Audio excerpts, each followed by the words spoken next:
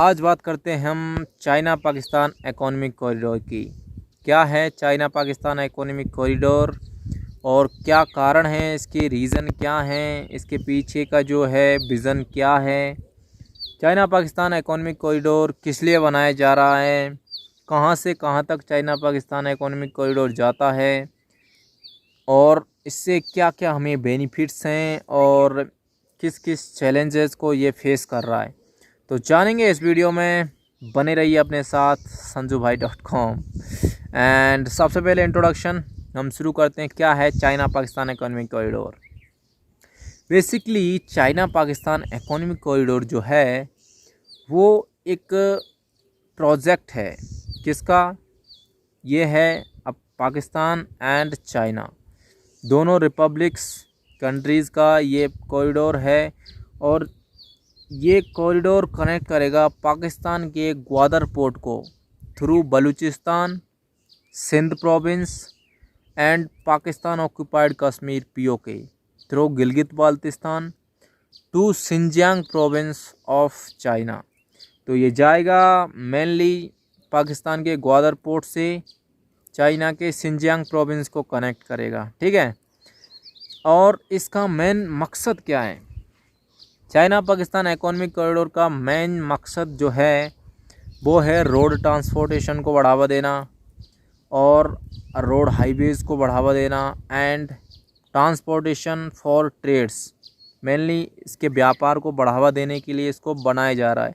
And on the other hands oil pipelines भी इसी के अंदर कंक्लूड किया गया है, ठीक है।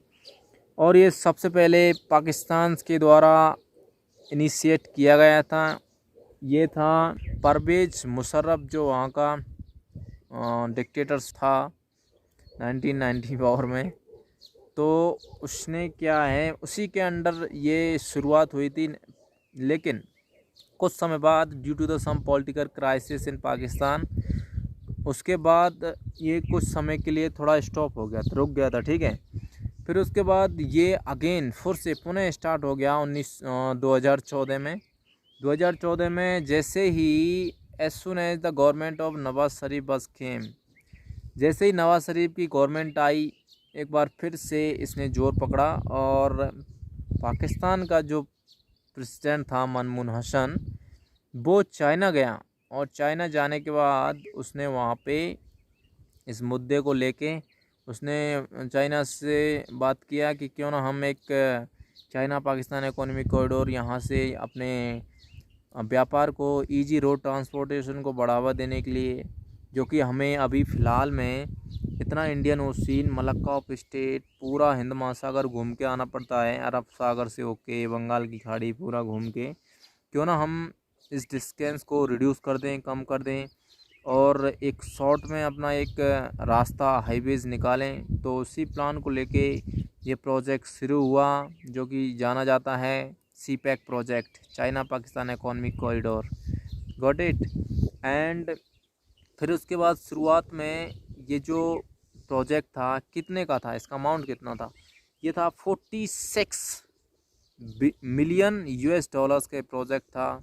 एंड आफ्टर इसके बाद ये बन गया 62.5 मिलियन यूएस डॉलर्स। इसके बाद इसके बेनिफिट्स क्या क्या हैं? अभी क्या है कि जैसे ही ये पाकिस्तान और चाइना के मध्य जो ट्रेड होता है, ये ट्रेड अभी बहुत ज़्यादा डिस्टेंस करके एटलीस्ट 13,000 किलोमीटर की दूरी कवर करके चाइना को और पाकिस्तान को आना जाना पड़ता है, हिंद महासागर अरब सागर से होके मलक्का ऑफ स्टेट सिंगापुर के रास्ते उधर, या सुंडा पास वो वहाँ पे फॉलो कर सकता है, ठीक है। तो वहाँ से इतना दूर डिस्टेंस कवर करके अभी इन दोनों को आना पड़ता है। तो इस डिस्टेंस को रिड्यूस करने के लिए, और ये डिस्टेंस अभी 13,000 किलोमीटर का है, और जैसे ही प्रोजेक्ट कंप्लीट स्टार्ट हो जाएगा तो डिस्टेंस 13,000 से कितना आ जाएगा?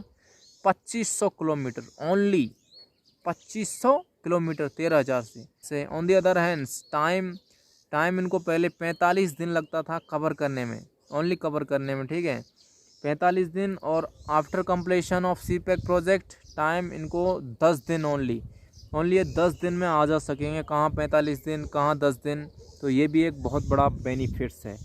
और नेक्स्ट बेनिफिट है कि वहाँ पे जैसे इंडस्ट्रियलाइजेशन होगा चाइना में, पाकिस्तान में ग्वादर पोर्ट के आसपास, वहाँ पे फॉरेन डायरेक्ट FDI भी आएगा, वहाँ पे उनको जॉब क्रिएशन होगा। मेनली मुद्दा ये है, जॉब क्रिएशन, एम्प्लॉयमेंट बढ़ेगा, इंडस्ट्रियलाइजेशन बढ़ेगा, और इसी के साथ साथ फाइनली क्या होता है, GDP then economy will be enhance of the particular country, got it.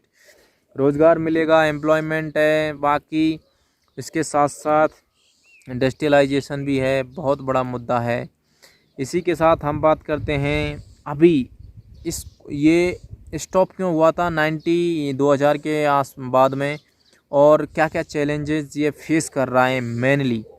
अभी 2000 के बाद में जब ये बंद हो गया था तो पॉलिटिकल क्राइसिस आए थे, वो तो अनदर थिंग्स हैं, लेकिन अभी भी फिर से ये बंद पड़ा हुआ है 2014 के बाद से। क्यों?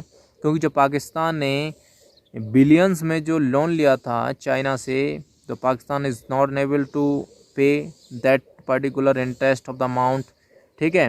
अभी वो उसके ब्याज को चुकता नहीं कर पा रहा है, तो इसलिए अभी स्टॉप पड़ा हुआ है। एक तो ये रीज़न है। नेक्स्ट इसकी चुनौती है कि पाकिस्तान का जो बलूचिस्तान प्रोविंस है, पाकिस्तान को बेसिकली 4 प्रोविंस में डिवाइड किया हुआ है, POK, सिंध, पंजाब एंड बलूचिस्तान, ठीक है। तो बलूचिस्तान में क्या है, एंटी पाकिस्तान, वहाँ पे प्रो बलूचिस्तान, यानी कि वो सेपरेटिस्ट हैं, अलग से बलूचिस्तान की डिमांड कर रहे हैं कि अलग देश तो होना चाहिए बलूचिस्तान। पाकिस्तान आर्मी वहाँ पे ज़्यादा ही उनका एक्सप्लॉइट करती है, अत्याचार करती है, ठीक है। इस प्रकार से वो वहाँ पे अपना एक स्वयं का डोमिनेंस चाहता है, कौन? बलूचिस्तान। तो वहाँ पे बलूचिस्तान के जो सेपरेटिस्ट हैं वो तो एक ख़तरा बने हुए हैं इसके लिए, वो एक हैवी डेंजर हैं इस CPEC प्रोजेक्ट के लिए, इंडस्ट्रियलाइजेशन के लिए। तो ये एक मेन मुद्दा ये है। दूसरा इंटरेस्ट का है ही, और दूसरा पाकिस्तान में पॉलिटिक्स का कोई पता नहीं, इतना उतार चढ़ाव चलता रहता है पॉलिटिक्स के अंदर। तो इसलिए मेन मुद्दा लोन का है, बाकी चैलेंजेस हैं सेपरेटिस्ट की और बलूचिस्तान, ठीक है। तो ये मेन मुद्दा इसलिए स्टॉप हुआ है, ठीक है। तो ये है China Pakistan economic corridor. And Bharat को इससे क्या लेने देना, क्योंकि ये भारत के ऊपर से होके निकलता है, गिलगित बाल्टिस्तान से होके, जो कि एक भारत का पहले था ये एरिया, उससे होके ये पास होता है, ठीक है।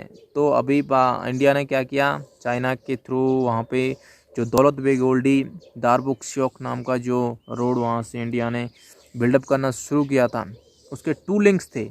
एक लिंक इंडिया ने गलवान वैली की तरफ मोड़ दिया लद्दाख में, एंड दूसरा है वो जाता है दौलत बेग ओल्डी एयर स्ट्रिप, जहाँ पे IL-76 को इंडिया ने सक्सेसफुली लैंड कराया था, वो है। जिससे कि जैसे ही IL-76 जो कि एक बहुत बड़ा कार्गो एरोप्लेन है इंडियन एयरफोर्स का, ठीक है, तो वो इंडिया ने सक्सेसफुली इतनी हाइट पे लैंड कराया, इससे चाइना को लगा कि ये हमारे लिए बहुत सर दर्द है, और दूसरी उसने ये गलवान वैली की तरफ लिंक खोल दिया, उससे भी इंडियन आर्मी बहुत ही फास्टेस्ट वहाँ पे मूव कर सकेगी।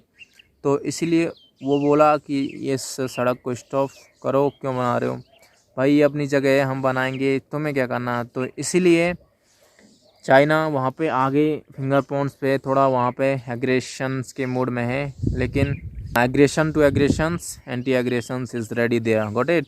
तो उसके बाद एयर स्ट्रिप की बात करें हम, यहाँ पे दौलत बेग ओल्डी जो एयर स्ट्रिप है डारबुक शेख सड़क से आगे, वहाँ पे क्या है, उधर से चाइना पाकिस्तान इकोनॉमिक कॉरिडोर ऊपर से निकलता है, तो इंडिया उसको कभी भी हार्म पहुँचा सकता है, कभी भी उस पर बॉम्बार्डमेंट करके उसको कट कर सकता है। तो एक तो ये डर पाकिस्तान और चाइना को सता रहा है, इसलिए वो गलवान वैली में ज़्यादा थोड़ा एग्रेशन है, लेकिन डबल एग्रेशन भी है उसके लिए, पूरा इंतजाम है, ठीक है। तो ये है मेन इसका मुद्दा, दौलत बेग ओल्डी एंड डारबुक शेख। बाकी अभी नेक्स्ट हम बात करेंगे नेक्स्ट वीडियो में अबाउट द इंडिया चाइना, जो ये है गलवान वैली कॉन्फ्लिक्ट क्या है, कैसे हुआ, फिंगर पॉइंट्स क्या हैं, PP-14 PP-8, ठीक है। एंड किस प्रकार से वहाँ पे वो गलवान वैली है, और लेक्स है, पेंगोंग सो लेक वहाँ पे है बेसिकली गलवान वैली के अंदर, ठीक है। तो ये है आज का चाइना पाकिस्तान इकोनॉमिक कॉरिडोर का video. I hope you love this video. Take care of yourself, see you in the next video, till then.